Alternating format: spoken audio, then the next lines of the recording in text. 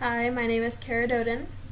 In this video, I will be discussing my culture, race, ethnicity, and language, and how these factors have shaped and influenced me into the person that I am today.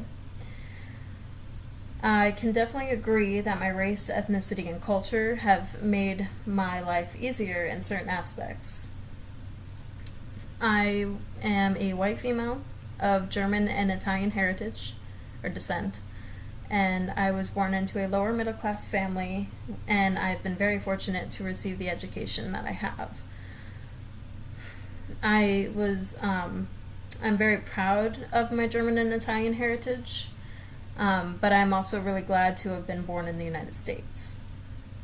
My patriotism for the United States is high, and I do love my country, but I would never claim to be a nationalist.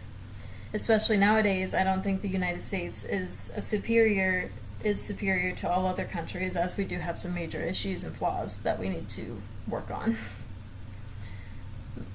So moving on to a discussion of my race, I will not deny the privilege that I received for being white. I know it is advantageous to be white in this society. For example, I do not receive degrading or hateful looks or comments on a daily basis, or for no reason other than solely my skin color. And there's not really a negative stereotype associated to being white. I would never claim to be ethnocentric because I don't see myself as superior to my peers. I know that culture is learned, however, and racism is definitely taught. Sadly, there are some who are racist and ethnocentric and definitely don't deny it and put it out there for everyone to know. Knowing that I received the privilege that I do, though, I hope to make a difference for those that don't receive the same privileges that I have. And becoming a speech-language pathologist, I feel, is a step in the right direction to helping others. Despite having the privilege of being white, though, I have experienced oppression for being female. There are many examples of how women have been oppressed throughout history, but there are also many examples in the modern day. But nowadays, we tell young girls that they have to act a certain way in order to be seen as valuable. And society thinks it's okay to discriminate just solely on biology. We also have an awful tendency to blame the victim instead of the violator. The fight against this oppression really has a long way to go, for sure, but it's getting there, hopefully. I have experienced oppression throughout my life as a female. I've been bullied for my weight, for my looks, my appearance.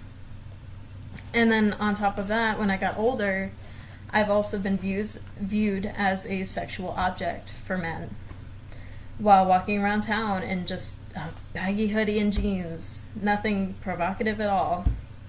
And this is how culture is integrated. This shows how culture is integrated. The way people dress affects how people view their bodies, which affects how the way people view sex, etc., etc. However, it doesn't matter what a girl is wearing. It doesn't give you the right to catcall or do other worse actions, and these actions should not be acceptable and are not acceptable. Finally, I want to discuss my language. I know some Spanish and Italian, but not enough to really claim fluency in either. Therefore, I pretty much just speak English as my first and only language. I typically speak standard American English throughout my day, and I was born and raised in Florida, south of Tampa. So my dialect would best be described as standard American English with Southern influences. So I sometimes will code switch between the two, just between standard American English and my quote-unquote dialect. For instance, I'll say y'all or hun or dear when I'm talking with my friends or family. It definitely is beneficial to not have a really strong accent or dialect in this society, because often those who do are treated with discrimination. I've never been discriminated for my language or how I speak, but I've definitely seen it happen, especially nowadays, which is disgraceful. Thank you for listening to me discuss about my cultural experiences.